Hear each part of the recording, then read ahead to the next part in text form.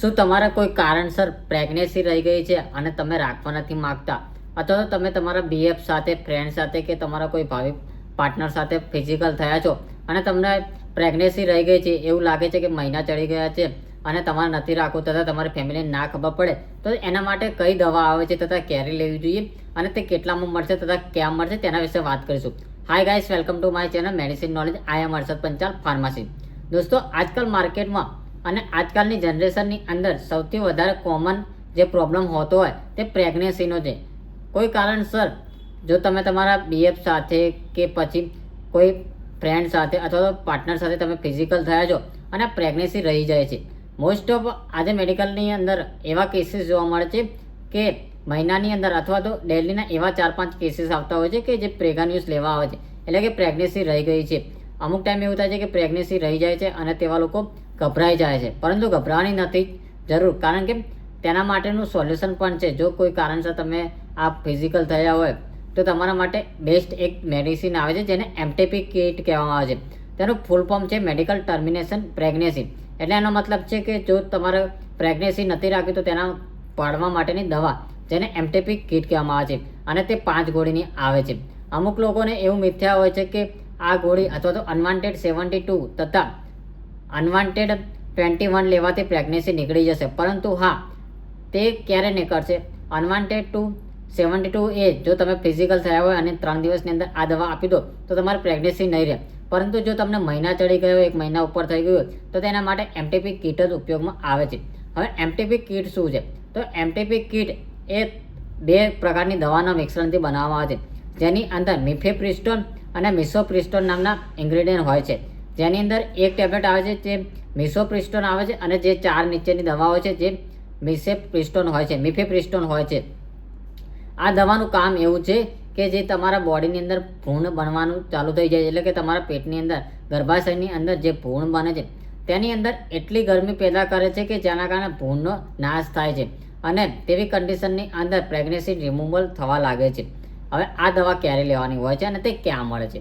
તો પહેલાં તો જોયું કે આ દવા શાના માટે ઉપયોગ થાય છે. તો એમટીપી કિટ એ હંમેશા પ્રેગ્નન્સી રિમૂવલ એટલે કે એબોર્શન પિલ્સ તરીકે ઓળખવામાં આવે છે.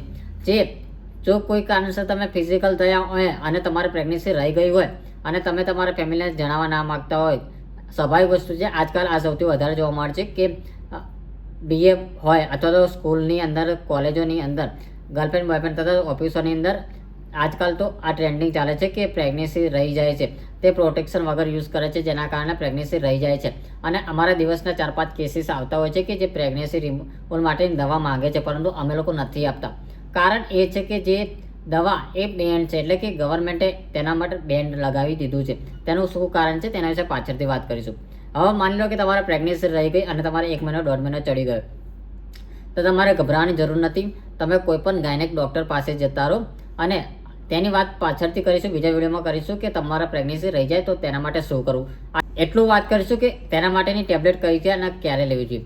તો એમટીપી કિટ એ તમારે લાવવી જોઈએ. તે તમને કોઈપણ મેડિકલ સ્ટોરમાં આસાનીથી મળી જશે, પરંતુ તમારે ખાસ ધ્યાન રાખવાનું છે તેના માટે તમારે પ્રિસ્ક્રિપ્શનની જરૂર પડશે. અને પ્રિસ્ક્રિપ્શન ક્યાંથી મળશે?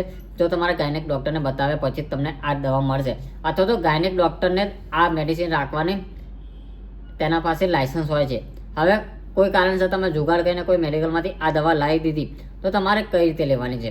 તો એમટીપી કિટ એ 500થી 600 થી 700 1000 સુધીમાં મળી રહે છે, જે તમને મેડિકલમાં મળી રહે છે.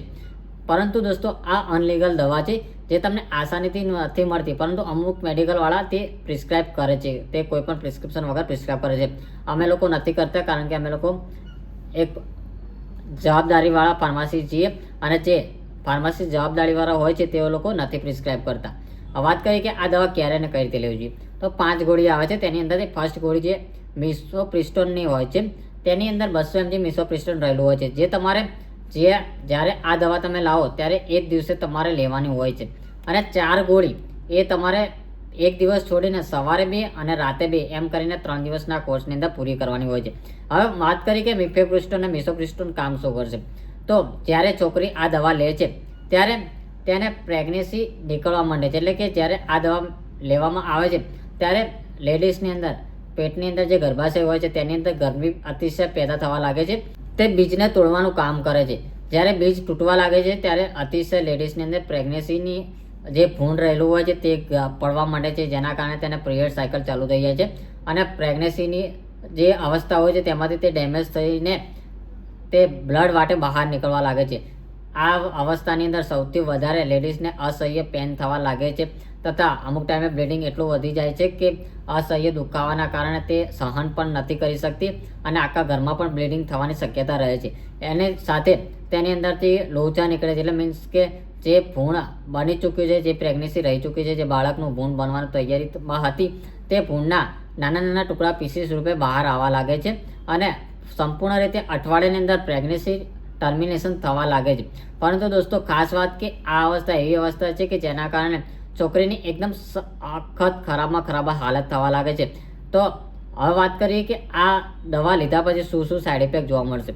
તો દોસ્તો મિફેપ્રિસ્ટોન અને મિસોપ્રિસ્ટોનના કોમ્બિનેશન લીધા પછી લેડીઝને અસહ્ય વીકનેસ આવવા લાગે છે, પેટની અંદર દુખાવા થવા માંડે છે, મરોડા આવવા માંડે છે તથા બ્લીડિંગ અસહ્ય થવા લાગે છે. તે સહન ના કરી શકે તેટલું બ્લીડિંગ અઠવાડિયા સુધી આવવા લાગે છે. તેના કારણે તેનું અશક્તિ આવવા લાગે છે, વીકનેસ આવવા લાગે છે. અને શ્યોરિટી સાથે કહું છું કે આજકાલની છોકરીની અંદર 80% છોકરીઓ એવી હશે કે જેને ક્યારેક ને ક્યારે આ દવા તો લીધી જ હશે. કારણ કે અમે લોકો મેડિકલમાં ફિલ્ડમાં છીએ તો અમને ખબર હોય ક્યારે કોણ કઈ દવા લઈ શકે છે, તેનું અમને નોલેજ હોઈ શકે છે. તેના પછી જ્યારે પ્રેગ્નન્સી રિમૂવલ થઈ જાય પછી આ દવા એ તમને કોઈ પણ મેડિકલ સ્ટોરમાંથી મળી જશે. તેની MRP 500 થી 700 રૂપિયા હોય છે, જે તમને પ્રિસ્ક્રિપ્શન વગર નહીં આપે.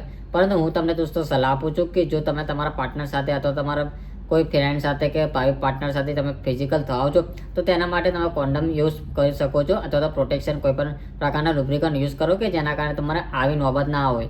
તો દોસ્તો આજના વિડીયોમાં આપણે વાત કરી કે જો કોઈ કારણસર તમારી પ્રેગ્નન્સી રહી ગઈ હોય તો તેના માટેની દવા કઈ છે અને તે ક્યારે લેવી જોઈએ તેના વિશે વાત કરીએ. તો દોસ્તો મારો વિડીયો કેવો લાગ્યો, સારો લાગ્યો, શેર કરો, સબસ્ક્રાઈબ કરો અને કમેન્ટ કરો. આવતા વિડીયોમાં નવા વિડીયો સાથે ફરી મળીશ.